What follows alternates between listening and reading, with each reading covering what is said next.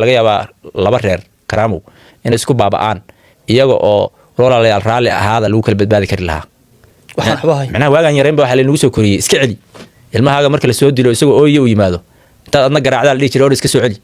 doqonyo hota fuliga iguma banaanidi wixii baan magaalada la soo galay. anigu Soomaaliya oo dhan waan jecelahay haddii aan helayana mid baaban ka dhigi lahaa laakiin waa fikirkayga gaarka ah midna Soomaalida way ka khaldan tahay. anigu markaan hadda Hargeysa joogo waxaan aaminsanahay shakhsiyan waan sheegi karaa macnaheedu maaha inaan meeshan cadab ku ahay meeshan waan jecelahay wallahi waxa weeyaan horta Soomaalidu waa dad walaala ah qofku inta goboleed sheegtayba kuwii NFD inaad ku dartay Kenya ma xasuusto waxa weeyaan Soomaalidu waa dad walaala ah. anigu sadiiq ahaan ma doonayo inaan xuduud yeesho siyaasadda waxbay kama gelin ciddii maartay dal noqonaysa iyo ciddaan noqonayn iyaday u taala iyo ciddii wax isku darsanaysa laakiin anigu waxaan doonayaa qof shacab baan ahay meeshaan doonay inaan tagi karo Hargeysa inaan fasax u iman karo xamar inaan ka soo cashayn karo ku soo dabaalan karo Gaarisa inaan tagi karo Djibouti inaan tagi karo hadii la yiraahdo anigu inaan xuduud yeelanin oo dadka shacabka ah dhaqanka culimada hadii la yiraahdo dadka hal abuur kale dadkaas inay xuduud yeelan oo ganacsiga kale uu furan yahay oo siyaasadda iyo aynu kala saarno iyo maartay nolosha kale caadiga siyaasadda iyo nolosha kale caadiga waxa badan nolosha kale inkastoo la dhaho nolosha dhan haddana siyaasad bay ku wareegaysataa oo hadda koor anigu aan jigjiga ka sheegay. marka anigu Soomaaliya oo dhan waan jecelahay haddii aan helayana mid baaban ka dhigi lahaa laakiin waa fikirkayga gaarka ah midna Soomaalida way ka khaldan tahay. anigu markaan hadda Hargeysa joogo waxaan aaminsanahay shakhsiyan waan sheegi karaa macnaheedu maaha inaan meeshan cadab ku ahay meeshan waan jecelahay sharaf iyo karaama aan u hayaa waa leegu soo dhaweeyay qofka ku soo dhaweeya lagama abaal dhaco way mahadsan yihiin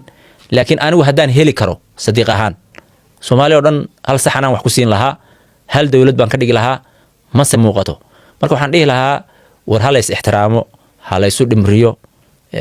wade wiil walaal wuxuu ku dhaamo lawaaba la yiri aynu isu dhimrino qaybta ma aragtay Soomaalida waxa laga yaabaa laba reer karaamow in isku baaba'aan iyaga oo walaalayaal raalli ahaada lagu kala badbaadi kari lahaa.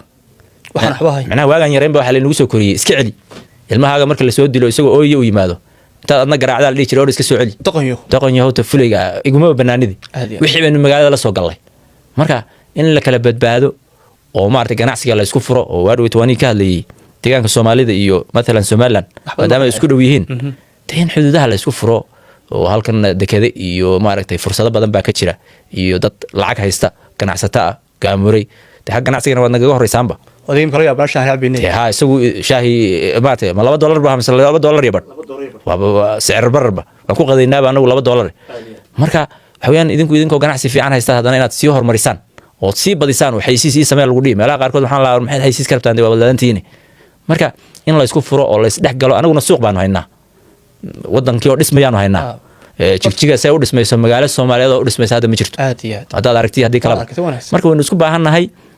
la isweydaarsado wixii cilmi ah tababarada la isdhaafsado xuduudaha wadamada horumaray waad aragtay xariijin yar baa saa loo kala waxeeyaa waxaan bambaanooyinka iyo hubka saa la isugu ilaalinayo ma fahmin anigu. marka in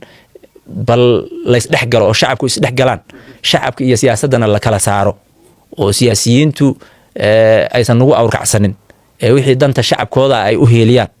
baan soo jeedin lahaa.